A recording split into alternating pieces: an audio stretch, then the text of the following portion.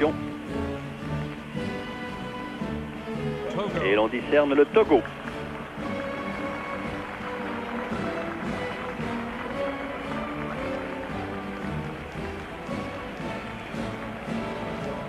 Un pays très pauvre. 319 $ de revenus moyens par habitant. Et une délégation de 10 personnes.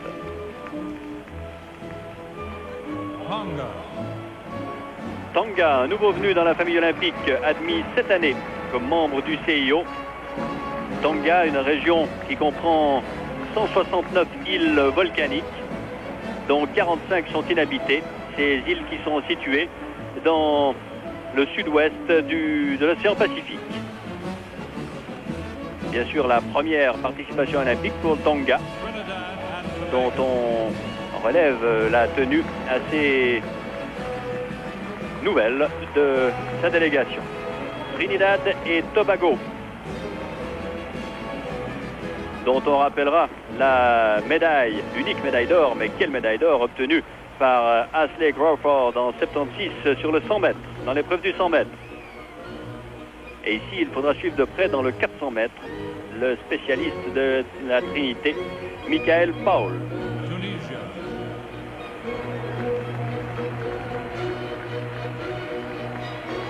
La Tunisie.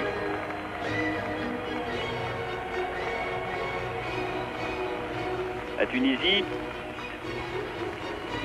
qui a conquis 5 médailles d'or dans l'histoire olympique, dont 4 par le coureur de grand fond, Mohamed Gamoudi.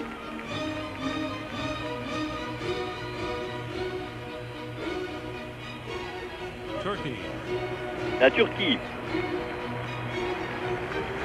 dont les lutteurs sont redoutables.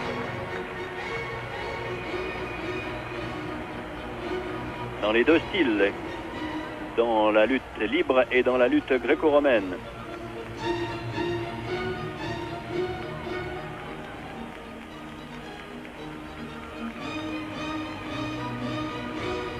Et il faut garder une bonne place pour la délégation américaine, forte de plus de 600 personnes. Vous voyez que le stade se remplit, la pelouse est multicolore, elle est superbe. Et l'Ouganda maintenant. 5 médailles olympiques, dont une d'or, celle de John Akibua dans le 400 mètres haies en 1972.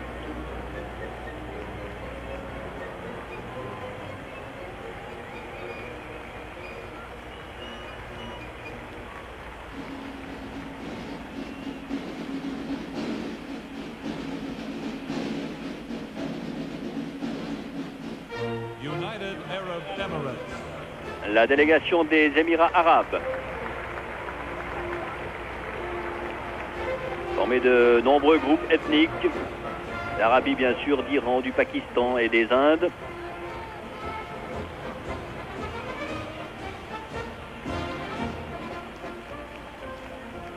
Les Sheikhs qui se sont unis pour devenir un État indépendant en 1971.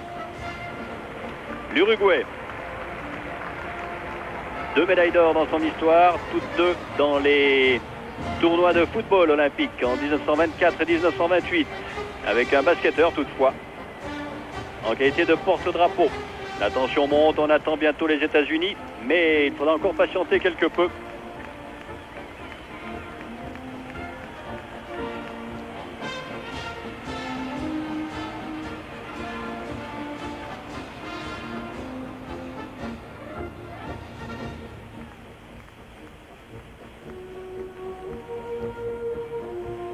Venezuela. Car c'est maintenant au tour du Venezuela.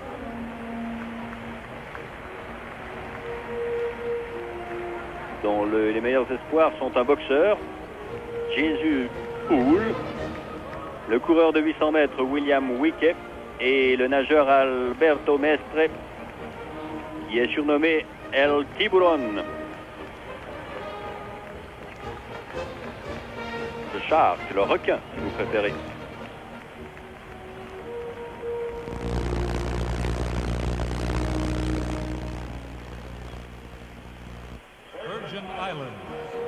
Les îles Vierges américaines, à ne pas confondre avec les îles Vierges britanniques que l'on a vues tout à l'heure. Avec les îles de Saint-Thomas, Sainte-Croix et Saint-John.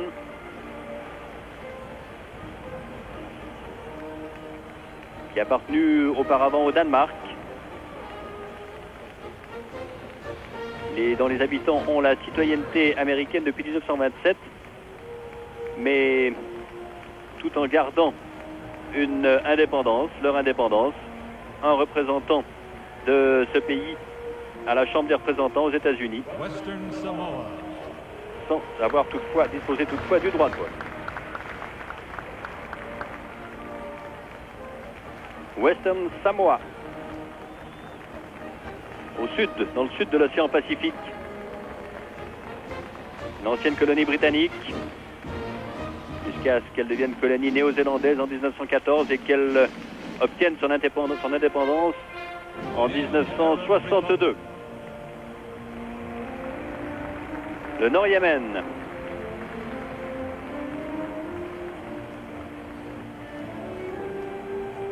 Première participation olympique du Nord-Yémen.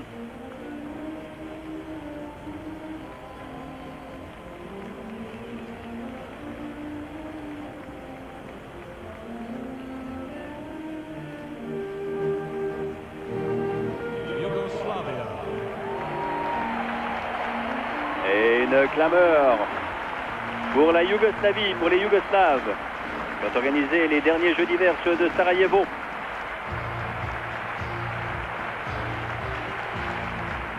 Une équipe redoutable en basket.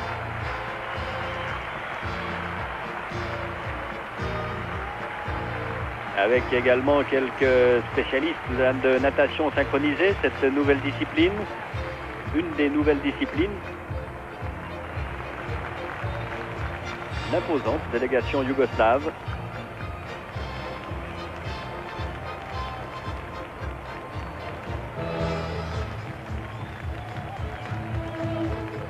La Yougoslavie dont on rappellera la parfaite organisation des derniers Jeux olympiques d'hiver en février, il y a 6 mois à peine, à Sarajevo. Le Zaïre, capitale Kinshasa, 30 millions d'habitants.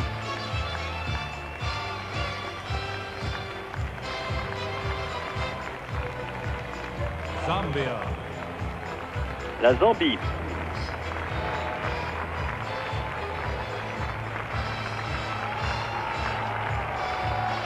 Auparavant la Rhodésie du Nord, jusqu'en 1964. Un pays de 6 millions d'habitants.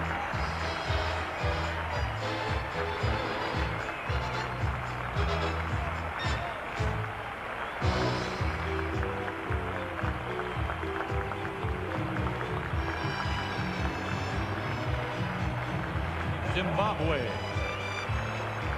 Le Zimbabwe qui a remporté une médaille d'or féminine en hockey sur gazon il y a 4 ans à Moscou. Et cette équipe qui ne s'est pas qualifiée pour ce tournoi. Alors voilà la clameur, voilà l'équipe américaine.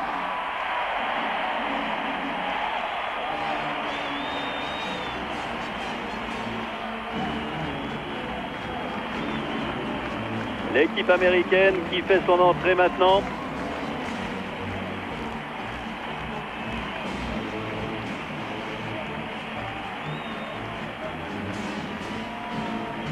Force de ses 614 représentants et des médailles en grand nombre sans doute pour les Américains. On pense en premier lieu à Carl Lewis qui essayera de rééditer l'exploit de Jess Owens avec 4 médailles d'or.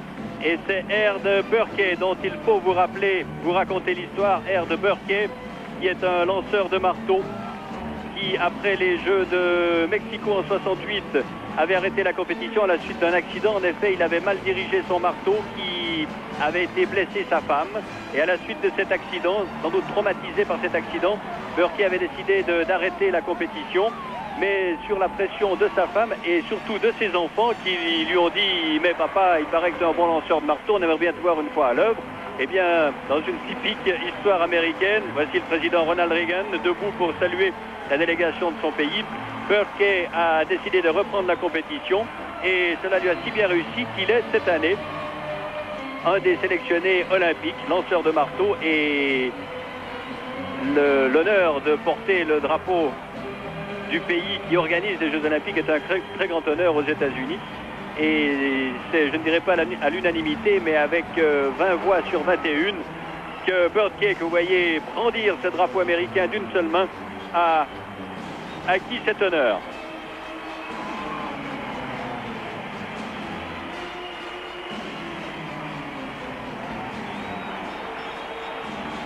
Il est âgé de 44 ans, Burke.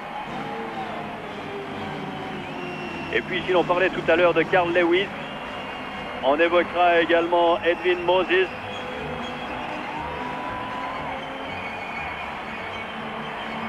Qui a remporté les 90 dernières épreuves de 400 mètres et auxquelles il a pris part. On mentionnera Steve Scott,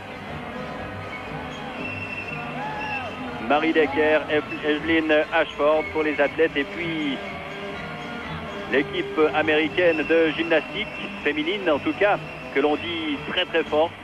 L'équipe américaine de basketball, dont on dit qu'elle pratique un sport venu d'un nouveau monde. Bref, de très grandes heures qui nous attendent ici à Los Angeles, où les équipes sont maintenant, les 140 délégations sont maintenant sur le terrain. La délégation des États-Unis occupe presque la moitié d'un tour de 400 mètres. Écoutez cette clameur, c'est fabuleux.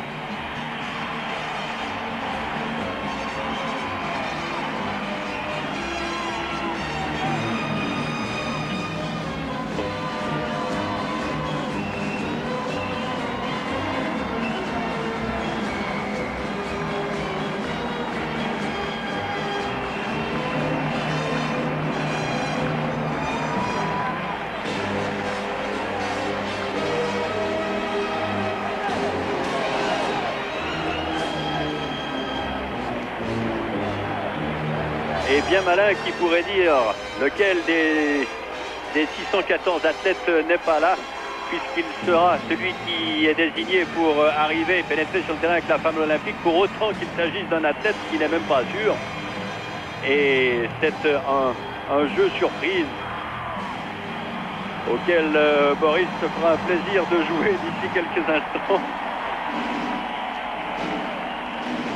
Car je vous promets que rien n'est arrangé, que personne ne sait qui pénétrera d'ici quelques minutes maintenant. Il y aura tout de même encore l'annonce officielle de l'ouverture des Jeux par le président Reagan, et la cérémonie très officielle proprement dite qui va débuter d'ici quelques instants, tandis qu'ici nous sommes à quelques pas ou presque de Sunset Boulevard, et je vous promets que ce coucher de soleil est somptueux, comme est somptueuse cette cérémonie d'ouverture des 23e Jeux Olympiques de Los Angeles. Voilà, les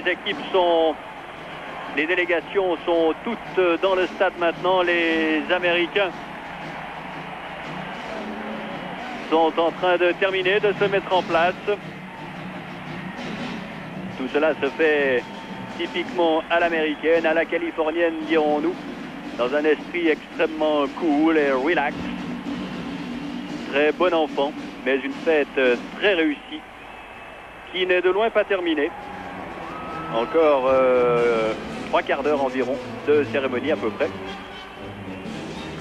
Et je vais maintenant repasser le témoin à Boris Aquadro pour le commentaire de la suite et de la fin de cette cérémonie. À vous, Boris. Merci Jacques, et sous les yeux du président Ronald Reagan, nous allons maintenant arriver, comme vous venez de nous le dire, à la partie principale de ces Jeux Olympiques, c'est-à-dire d'abord au moment où le président Reagan déclarera les 23e Jeux ouverts, et puis ensuite l'arrivée de la flamme sur le terrain. Et le suspense pour savoir qui sera le dernier relayé.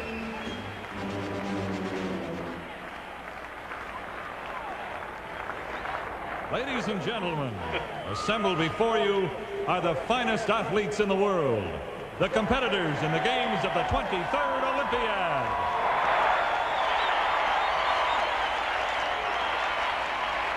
Alors vous connaissez le processus classique, nous l'avons déjà vécu tellement souvent ensemble lors de ces cérémonies d'ouverture.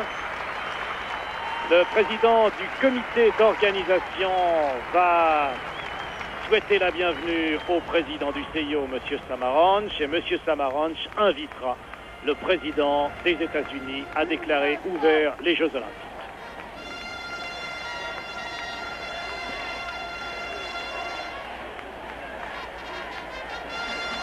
Et vous devez entendre le public qui scande USA, USA. Maintenant que l'équipe des États-Unis, ces 614 athlètes, sont venus se ranger sur la pelouse, 140e nation, Ladies and qui gentlemen, participera the à ces president of the Los 23e Angeles Jeux Olympic Olympiques. Organizing Committee, Mr. Peter V. Uberov. Et c'est Peter Uberroth, le poste, l'homme qui a fabriqué ces Jeux de Los Angeles en quelque sorte. Un homme âgé de 46 ans, président depuis le 26 mars 1979 de ce comité d'organisation des Jeux. Honored guests, ladies and gentlemen, it's been said, Il va before prier you stand the finest group of young men and women son Excellence ever M. to assemble in the Samaranch history of sport. de They represent donner la parole au président the Reagan, best mais that auparavant, this world has to offer. il précise They represent the best hope for the future of mankind. le travail qui a été fait par son comité, par tous ceux qui ont œuvré pour la mise sur pied de ces Jeux. Et vous savez que c'est la première fois que les Jeux ne sont pas organisés par une ville, mais par un groupe privé en quelque sorte. Gather here today to honor their own countries and at the same time to honor the Olympic movement. In a few minutes, the Olympic torch will enter this stadium and the games of the 23rd Olympiad will begin. Il nous dit maintenant que la flamme va bientôt pénétrer We sur le at the stade. Los Angeles Committee had a new idea. An idea to carry the flame on the longest route in the history of Olympics. Et le suspense devient de plus en plus brûlant pour cette flamme parce qu'il explique leur idée, mais il n'est pas encore arrivé jusqu'au bout et on attend le nom. It began in the great and wonderful city of New York and went across this country to this historic site of the 1932 Olympic Games. Rather than go on a straight line, we thought it best to wander up and down and crisscross across our country through most major cities and most small communities. The success of this torch run has exceeded our fondest dreams.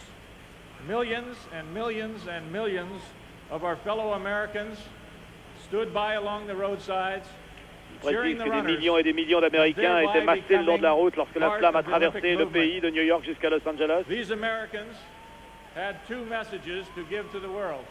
Les Américains ont deux messages à donner au monde. Is an enormous rekindling of pride in our own country, the United States of America.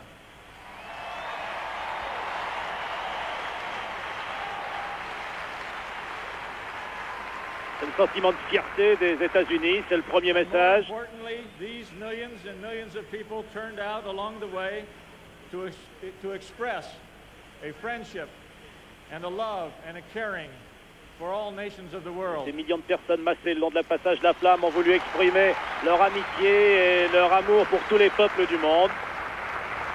Traduction simultanée non It garantie. was an outpouring of pride and love that was demonstrated by a people toward an idea that through sport Et we can take an important step de perpétuer toward l'espoir world que peace and understanding. par le sport, As on peut favoriser la paix et la compréhension des peuples.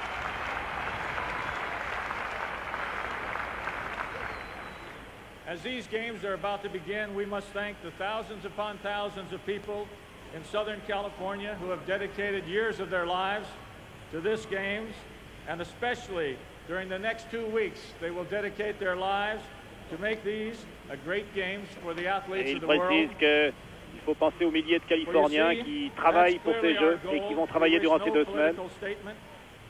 We wish only to show hospitality and friendship, and through these efforts, make a better world if we can. Et démontrer au monde que tout ce que peut faire la Californie et le peuple américain quant à l'organisation de Jeux Olympiques et de l'idéal olympique et de l'amitié, etc., etc. Vous avez compris ce qui a été dit? Eh bien, on ne sait toujours pas le nom du dernier porteur de la flamme. Pour l'instant, Uberroth déclare qu'il a l'honneur d'introduire le président du CIO, son Excellence, M. Juan Antonio Samaranch, qui va maintenant venir sur ce podium à ses côtés, à qui, bien entendu, il souhaite, lui, Peter Uberroth, la plus chaude bienvenue. M. Samaranch va dire quelques mots. Samaranch, 64 ans, successeur de Lord Killanena en 1980. Une fois de plus à Los Angeles, 52 ans plus tard, pour célébrer les Jeux. Après ceux de la 10e Olympiade en 1932. A record score of 140 national Olympic committees are taking part in these games. Il rappelle que 140 nations prennent part à ces Jeux. Évidemment, il faut avancer avec beaucoup d'habileté dans ces paroles de bienvenue pour Monsieur Samaranch, mais il n'a pas été pour rien ambassadeur d'Espagne à Moscou pendant des années. Et je crois que toutes les arguties diplomatiques, il les connaît. Are present with us in this historic Coliseum. Et il précise tout le plaisir que l'on a à se trouver dans ce Colisée historique. May I extend a warm welcome to all the athletes and officials. Il tient à son tour à souhaiter toute la bienvenue à tous les athlètes et tous les officiels. And participate in the true Olympic spirit of cooperation, understanding and friendship without any political influence. Et il rappelle de nouveau le problème de l'amitié des peuples qui, en ce qui concerne l'idéal olympique, doit être débarrassé de toute contingence politique. Nevertheless, our thoughts also go to those athletes who have not been able to join us. Mais néanmoins, vient-il de dire, il faut penser à tous ceux qui n'ont pas pu se joindre à nous. Il était évidemment difficile pour M. Samaranch d'éviter cette phrase. On behalf of the Olympic movement, I should like to thank the city of Los Angeles, Et maintenant, el pueblo de Nuestra Señora, la Reina de Los Ángeles, quelques mots en espagnol en l'honneur de la cité de Los Angeles.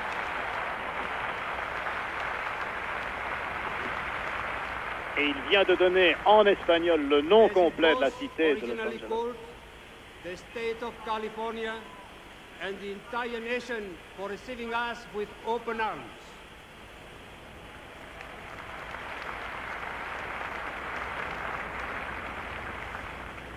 Our gratitude must also go to the organizing committee. Il manifeste également sa gratitude à l'égard du comité d'organisation. President Peter Uberroth, Et à l'attention de M. Uberroth, dont nous parlions tout à l'heure, le voici, Peter Uberroth, en gros plan devant vous. L'homme des Jeux de Los Angeles de 1984. Celui qui a tenu le cap, même pendant ces journées difficiles du mois de mai, où il a appris la défection des pays d'Europe de l'Est.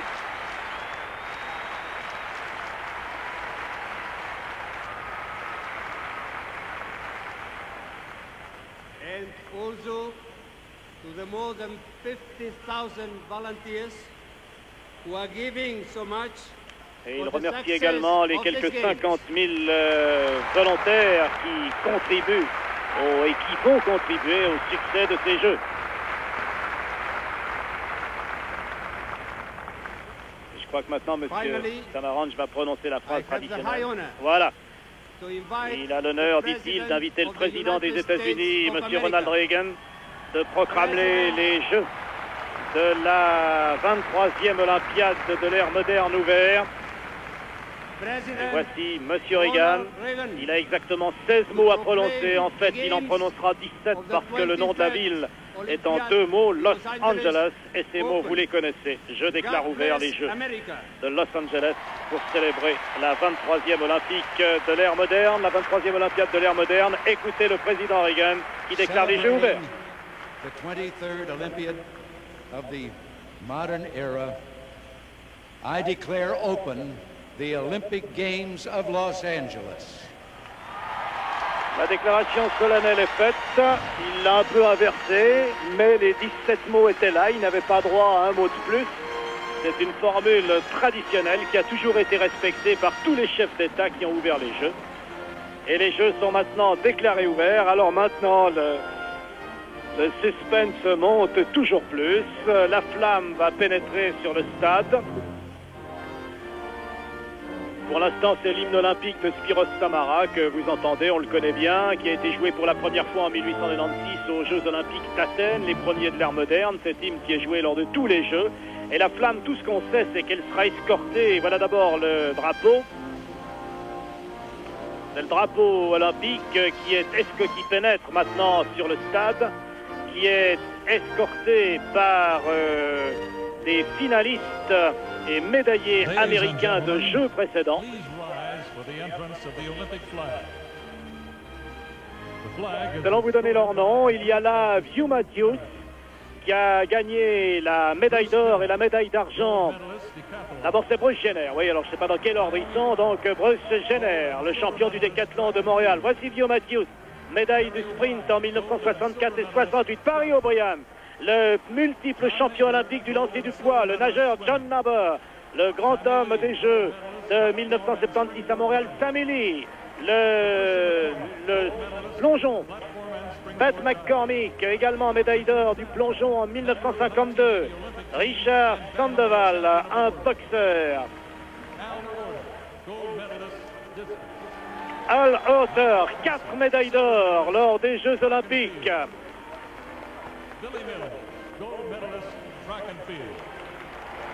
Encore Billy Mills, le coureur, l'athlète. Et ça, c'est le petit-fils de John Thorpe que vous venez de voir. John Thorpe, le champion olympique du décathlon des Jeux de Stockholm en 1912, disqualifié pour professionnalisme, à qui l'on avait retiré ses médailles. Il en était mort d'ailleurs, ou presque. Et c'est le président, il a été requalifié par la suite. On a rendu ses médailles à sa famille. Et c'est pour rendre honneur à Thorpe que son petit-fils est là pour porter ce drapeau olympique. Et ce qu'il faut préciser, c'est que le président Samaranch a beaucoup fait pour la réhabilitation de Thorpe.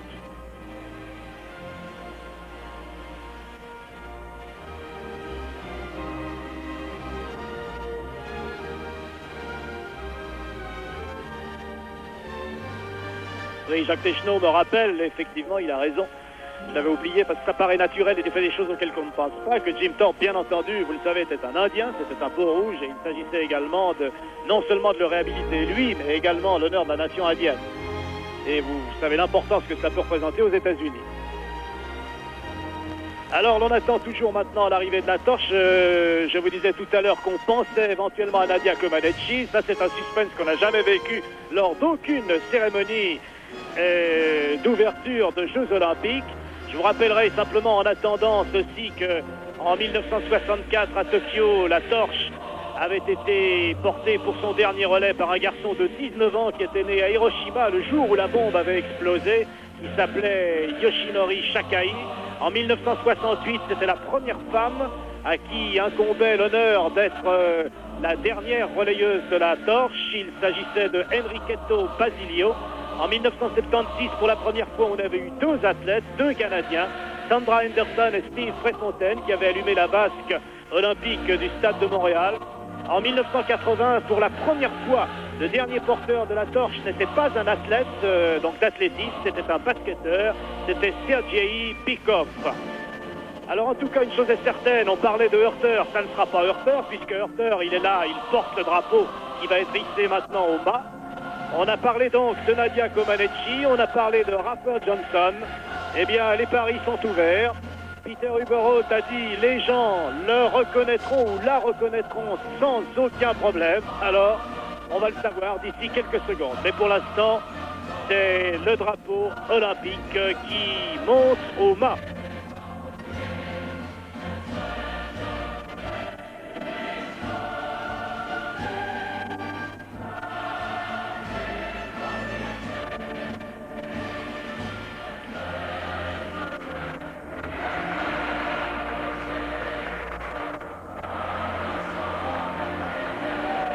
Et les quelques 2500 pigeons, classiques si j'ose dire, qui s'envolent.